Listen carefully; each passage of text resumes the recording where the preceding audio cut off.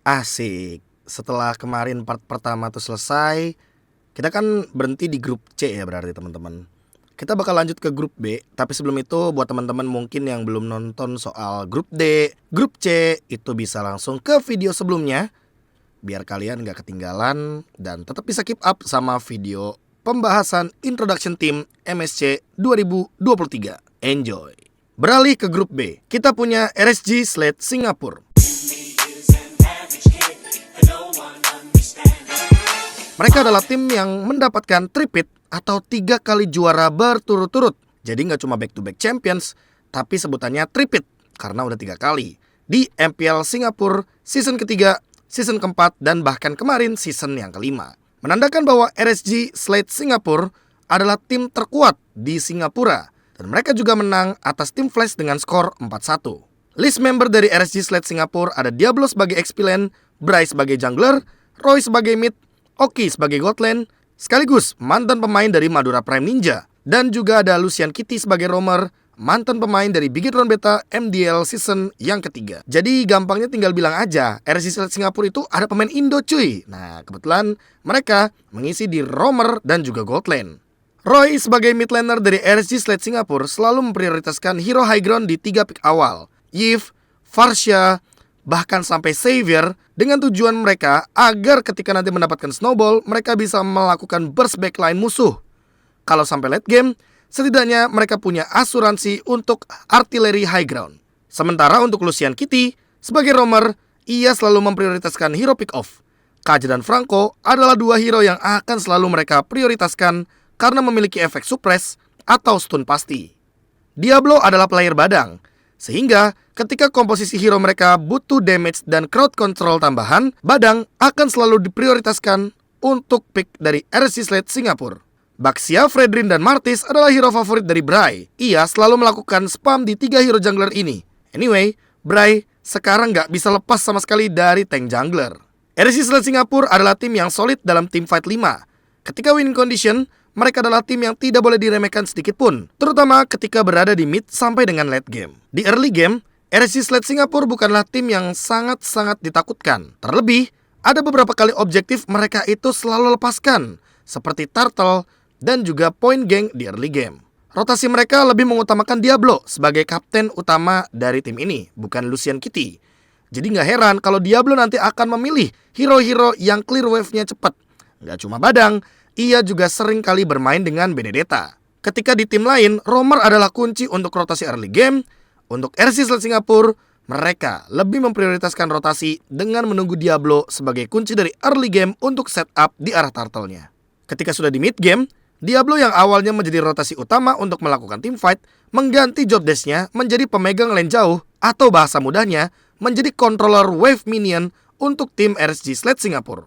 Salah satu kelebihan dari rotasi ini adalah untuk membuat RSG Slate Singapura memiliki satu tambahan movement, yaitu adalah minion yang bisa menjadi distraction ketika lawannya dari RSG Slate Singapura ingin memasakkan team fight berlima. Di mid game, beberapa kali RSG Slate Singapura melakukan comeback. Inilah dia power dari solid fight, serta setelah memenangkan wave minion, beberapa kali di mid game RSG Slate Singapura ini melakukan comeback, sehingga fight berlima mereka itu selalu solid dan mendapatkan hasil yang maksimal. Namun ketika Lord Fight atau memasuki late game, RSG Slate Singapura biasanya menggunakan team fight sebagai salah satu cara untuk memenangkan objektif. Tidak jarang, mereka melepaskan Lord sampai di reset dan memasakkan team fight berlima sampai benar-benar bertumpah darah dan memenangkan team fight-nya. Barulah, jika memang kondisinya aman, mereka akan melakukan Lord after disengage team fight. Habit dari RSG Slate Singapura ini memperaman Lord yang akan mereka amankan ketika nantinya jungler dari tim lawan itu di take down atau diculik. Perlu dicatat juga bahwa terkadang kekuatan team fight dari RSG Slate Singapura ada di area Lord dan jungle team fight, bukan di area high ground. Karena beberapa catatan yang sempat aku lihat sendiri, RSG Slate Singapura beberapa kali blunder di depan base musuhnya, sehingga hal tersebut yang membuat RSG Slate Singapura sangat-sangat kurang untuk team fight di dalam high ground. Selanjutnya ada Phoenix Esports. Phoenix Esports adalah perwakilan dari Myanmar yang menggantikan Falcon pasca mereka menjadi representatif dari MSC 2022 dan juga M4 World Championship untuk Myanmar. Fun fact, Phoenix bukan pertama kalinya menjadi wakil Myanmar di ajang internasional, karena mereka juga pernah menjadi salah satu perwakilan dari tim Myanmar di ajang kualifikasi ISF 2022.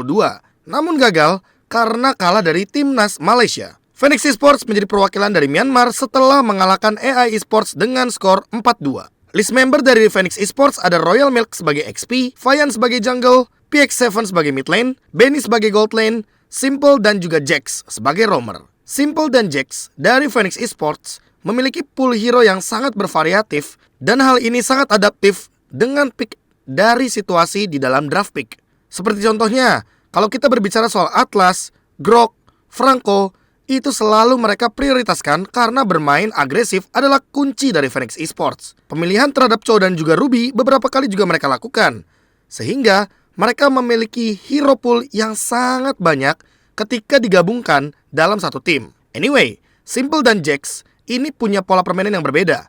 Jax ini mainnya lebih cover, kalau Simple dia lebih ofensif dan juga agresif. Sehingga mungkin teman-teman gak perlu kaget kalau Phoenix Esports memainkan dua roamernya di dua game yang berbeda. Benny adalah gold lane yang sangat power dengan Beatrix-nya. Namun, beberapa kali ia juga membawakan ability power carry seperti Nathan dan juga Harit, menandakan bahwa memang Benny tugasnya itu bukan nge-deal damage saja, tapi juga nge-clear wave minion dengan cepat. Berbicara soal mid laner, Yves adalah hero yang sangat sering dibawakan oleh Phoenix Esports ketika berada di Myanmar Qualifier MSC.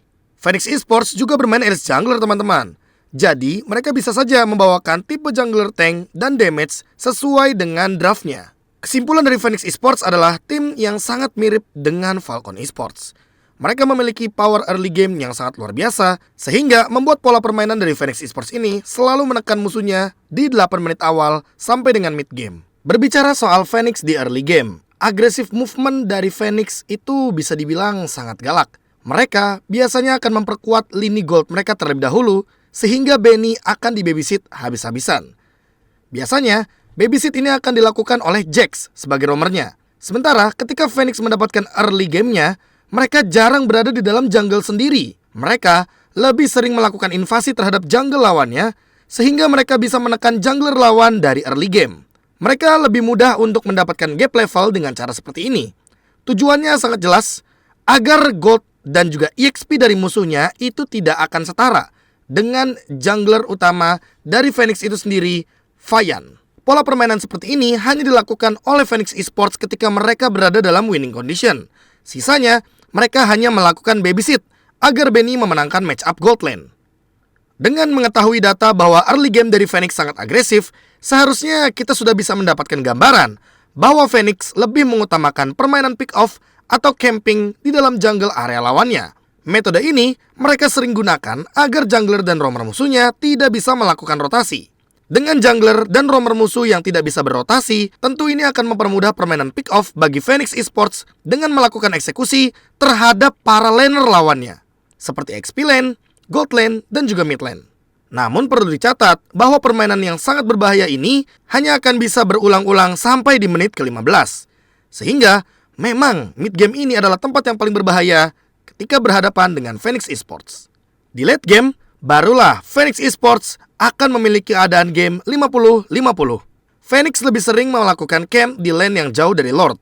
Tujuannya adalah untuk melakukan shutdown bagi siapapun yang melakukan movement split push. Dengan berhasilnya mereka beberapa kali melakukan pick off ketika berada di lane yang jauh dari Lord, membuat lawan dari Phoenix akan kesulitan untuk mengambil keputusan antara melanjutkan Lordnya atau melakukan teamfight beresiko dengan kuantitas 4 melawan 5. Dan metode pick off ini selalu menjadi senjata dari Phoenix Esports.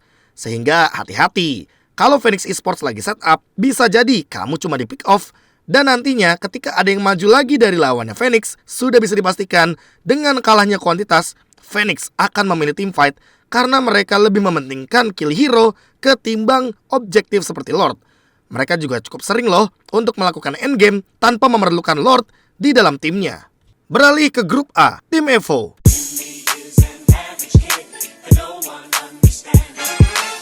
Bukan hanya pertama kali menjadi perwakilan untuk MSC 2023, namun mereka juga berhasil mengalahkan I Do Not Sleep menuju MSC pasca menang 2-0 dan lolos menjadi perwakilan Mekong setelah mengalahkan Nightmare dengan skor 3-2 pada laga Grand Final. For your information, tim EVO juga merupakan perwakilan dari SEA Games 2023 kemarin di Kamboja. List membernya ada Opper sebagai XP lane, Your Name sebagai jungle, Agi sebagai mid lane, Biston sebagai gold lane, dan 20 August sebagai roamer. Lolita dan Kaja adalah hero power dari 20 August. Tim EVO tidak pernah ragu untuk melakukan 3 pick atas untuk hero roamer ini. Tim EVO sangat suka mengandalkan slow effect damage per second ketimbang burst damage. Terbukti dari picknya Agi sebagai mid laner yang lebih sering memprioritaskan Yves dan juga Layla ketimbang hero mid laner lainnya seperti Varsha dan hero-hero tipe burst. Biston memiliki hero pool yang sangat luas. Pada Grand Final saja, ia membawakan 5 hero di 5 game yang berbeda. 5 hero tersebut adalah Leslie, Kari, Melissa, Beatrix, dan juga Wanwan. Hanya saja, Biston ini berfokus kepada Marksman attack speed. Jadi sangat jarang untuk membawa ability power carry. Tim EVO ini sangat suka bermain gambling. Terbukti beberapa kali momen diciptakan selalu bertaruh dengan flicker dan battle spell yang harga cooldownnya sangat mahal. Makanya gak heran kalau nanti tiba-tiba Lolita dan Kajanya ini akan buang flicker demi mendapatkan satu team fight initiation yang bagus. Tim EVO memang tidak diunggulkan di MSC 2023 kali ini, karena biasanya perwakilan dari Mekong akan diwakilkan oleh I Do Not Sleep. Namun, mereka bukan tim yang bisa diremehkan. Catatan sedikit, Nightmare aja kayaknya benar-benar berdarah-darah tuh ketemu sama tim EVO. Berbicara early game tim EVO, mereka yang sering banget membawa Lilia di early game selalu juga membawakan roamer rotasi cepat seperti Kaja bahkan Lolita yang difavoritkan 20 August. Tujuan pick Lilia dari tim EVO adalah memaksa musuhnya untuk memprioritaskan clearing wave minion di mid lane ketimbang rotasi mid lane-nya itu sendiri. Sehingga tim EVO selalu selangkah lebih cepat ketika berbicara soal rotasi mid to gold lane atau mid to XP lane. Perlu diperhatikan juga, Lolita dari 20 August selalu menyimpan flickernya untuk momen objektif seperti Turtle dan juga Lord. Ketika winning condition ada di tangan tim EVO, barulah flicker tersebut akan digunakan untuk target hero ketimbang objektif. Atau bahasa gampangnya, flickernya akhirnya digunakan untuk setup team fight. Power team fight untuk mid game dari tim EVO terlihat dari cara mereka melakukan inisiasi.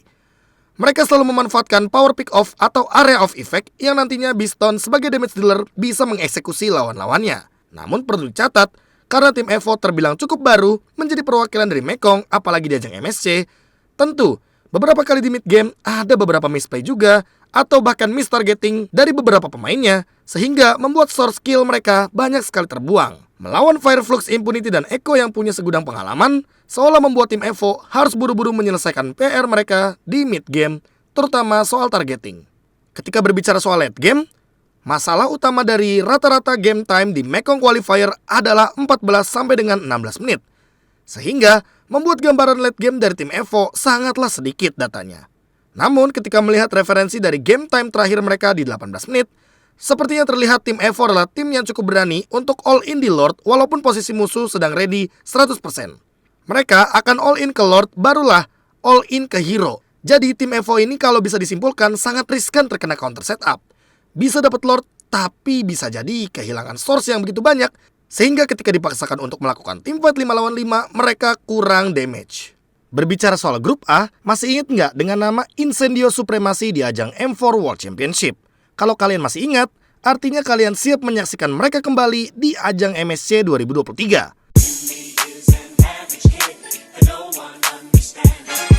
Pengalaman yang mereka dapatkan di ajang M-Series ini membuat mereka sangat menakutkan di Turki sana. Bagaimana tidak, Fireflux Impunity di playoff dari MTC Season 1 tidak pernah dikalahkan satu game sekalipun. Mereka mulus mendapatkan kemenangan dengan skor 2-0-2-0 melawan Chaos dan Venus, serta mengalahkan kembali Chaos dengan skor 4-0 di babak Grand Final.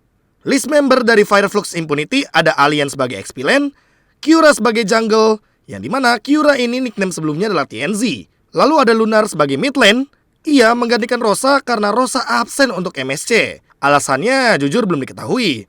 Kuliah kali ya. Sunshine sebagai gold lane dan Apex 47 sebagai roamer. Apex 47 adalah jantung utama dari Fireflux Impunity. Untuk hero pick off, Apex 47 punya Franco dan juga Kaja. Untuk healer, ada Estes. Untuk team fight, ada Grok dan Atlas serta Minsitar. Seolah membuat Fireflux Impunity mempunyai banyak hero yang bisa difleksibelkan. Bahkan, aku sendiri kayaknya punya panggilan deh nanti kalau lagi nge-cast Fireflux Impunity. dengan panggilan Fireflex Impunity. Karena emang fleksibel banget pick yang akan mereka amankan di dalam draft picknya. Semenjak tidak ada Rosa, seharusnya Lunar yang menjadi mid laner dari Fireflux Impunity. Penuh akan misteri dengan pool hero-nya, namun perlu dicatat bahwa Fireflux Impunity sangat sering memprioritaskan Yves dan juga Lunox. TNZ atau Kiura sangat fleksibel dengan pool hero-nya, karena seperti yang kita ingat, ia pernah membawakan Amon Jungle juga di ajang M4. Lalu ketika melihat dari MTC Season 1, ia bahkan sempat membawakan Hylos Jungle yang dipadukan dengan Estes. Combo yang perlu diperhatikan untuk ajang MSC 2023. Perwakilan dari Turki kali ini bukan roster yang 100%-nya sama. Namun, mereka datang dengan persiapan dan pelajaran pasca M4 World Championship. Bisa jadi, mereka akan melangkah lumayan jauh nantinya di ajang MSC 2023 kali ini. Berbicara soal early game, turtle control dari Fireflux Impunity tidak begitu power. Terlihat dari beberapa kali early game mereka yang selalu kalah setup. Bahkan kalah dari segi kuantitas turtle. Karena seperti yang kita tahu, turtle di Land of Dawn bisa jadi cuma 2 atau bahkan 3 kali muncul. Dalam satu pertandingan, Fireflux Impunity setidaknya maksimal hanya mendapatkan 1. Tapi, mereka selalu menutupi kesalahan tersebut atau kekalahan tersebut dengan satu rotasi, yaitu Kiura sebagai junglernya yang selalu memakan XP laner lawannya, pra atau post turtle dari lawannya. Pra itu sebelum turtle, post itu setelah turtle. Hal ini membuatnya setidaknya Fireflux Impunity walaupun kehilangan turtle, namun tetap memenangkan 1-2 lane yang penting. Dan perlu diperhatikan juga bahwa mayoritas rotasi dari Kiura akan selalu menuju ke XP lane. Efek dari geng Kiura di early game biasanya akan menjadi snowball awal dari XP laner Fireflux Impunity Alien. Simpelnya, di mid game, ketika Alien dan Kiura memenangkan match up early game tadi, mereka akan sangat percaya diri untuk melakukan engage ketika Lord hadir di Land of Dawn. Fireflux Impunity sangat sering sekali bermain dengan rotasi 3-2. Apex selalu bersama dengan Alien dan Kiura, sementara mid laner mereka yang bersama Sunshine untuk melakukan flanking atau mencari objektif dengan damage yang cukup. Lagi-lagi, berbicara soal Turki kayaknya nggak beda jauh sama Mekong. Average game time mereka tidak begitu lama. Bahkan dari 4 game di Grand Final untuk Fireflux Impunity, mereka hanya 1 kali saja bermain di atas 15 menit. Dengan referensi tersebut, berarti menandakan bahwa Fireflux Impunity mirip banget sama Phoenix Esports. Hanya saja, berbicara late game, Fireflux Impunity punya Alien dan Apex 47. Ketika dua orang ini mendapatkan inisiasinya, sudah bisa dipastikan Kiura, Sunshine, dan mid laner mereka Lunar akan melakukan follow up dengan cepat. Sehingga overextend teamfight sepertinya kurang bagus untuk melawan Fireflux Impunity. Karena sekali mereka mendapatkan inisiasi, mereka akan all in. Jatuhnya, Fireflux Impunity ini gak bagus untuk ditarik ulur. Karena sudah bisa dipastikan ketika di late game, mereka akan memakan siapapun yang sekiranya tidak memiliki backup. Roamer sekalipun akan mereka makan. Terakhir di grup A ada Echo.